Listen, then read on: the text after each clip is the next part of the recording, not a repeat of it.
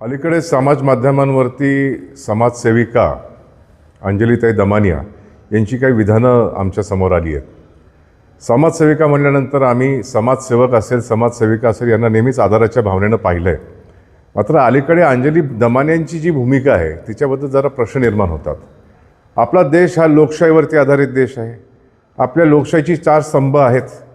आपल्याकडे सरकार आहे, आपल्याकडे प्रशासन आहे, आपल्याकडे न्यायव्यवस्था आहे आणि आपल्याकडे पत्रकारिता आहे. ह्या 4ही भूमिका ह्या यांच्या एकट्याच्याच हातात आहेत अशा आवर्भावातून ह्या आता विधानं करत आहेत.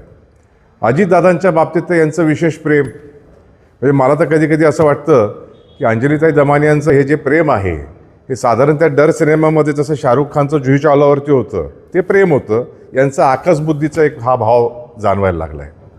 म्हणजे त्या तक्रारदार पण बनतात, त्या चौकशीदार पण बनतात, त्या न्यायपालिकेच्या प्रमुख पण बनतात, त्या सजा देखील सुनावतात. मला काही कळत नाही. आता काल परवा त्यांनी विधान केलं की मी मुख्यमंत्र्यांना मुदत देते, यांना मंत्रिमंडळातून काढून टाकावं, आणि नाही केलं तर मी अमित शाह साहेबांकडे जाणार आहे. आता कदाचित उद्या परवा ते हे सांगतील की अमित भाई शहांनी जर हे केलं नाही तर मी पंतप्रधानांकडे जाईल. त्याच्याही पलीकडे यांना वाटलं ते येऊनच जातील. काय यांना मला समजत नाही म्हणायचं आहे काय. ज्या गोष्टीकरता राज्य सरकारनं पारदर्शीपणानं विकास खारगे साहेबांसारख्या अतिरिक्त मुख्य सचिवांच्या अध्यक्षतेखाली एक समिती नियुक्त केली आहे, त्याचा अहवाल यायचा आहे, त्याच्या आधीच हे आपल्या बेताल बोलतात, अजितदादांना टार्गेट करतात.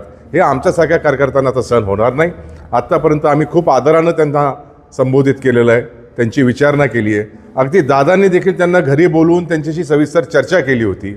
एवढं करूनसुद्धा केवळ आकाशबुद्धीनं जवळपास जसं काय कोणीतरी यांना कॉन्ट्रॅक्ट किलिंगचा एक कॉन्ट्रॅक्ट दिला आहे, सुपारी दिली आहे, अशा पद्धतीने ह्या वागत आहेत. हे अतिशय दुर्दैव आहे. आपल्या लोकशाहीला काळिमा फासणार आहे आणि म्हणून मी यांचा निषेध करतो.